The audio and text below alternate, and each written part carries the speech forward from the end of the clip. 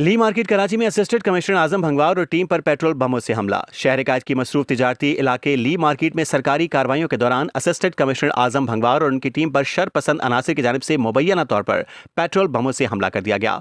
तफसीलात के मुताबिक असिस्टेंट कमिश्नर आजम भंगवार ली मार्केट में इंसदाद तजावजात ऑपरेशन की निगरानी कर रहे थे। इस मौके पर उनके हमरा TMC incharge Shahnawaz Zafar, Faisal Javed, anti encroachment SHO Ali Waris और उनकी टीम भी मौजूद थी। जरा के मुताबिक कार्रवाई के दौरान अचानक नामालूम अफराद ने मज़ाहमत करते हुए पेट्रोल बम फेंके, जिसके नतीजे में इलाके में शदीद खौफ व हिरास फैल गया और मौके पर भगदड़ मच गई। वाक़े की इत्तला मिलते ही पुलिस और कानून नाफिज करने वाले इदारों की इजाफी नफरी मौके पर पहुंच गई और इलाके को घेरे में लेकर सूरत हाल को कंट्रोल में ले लिया गया।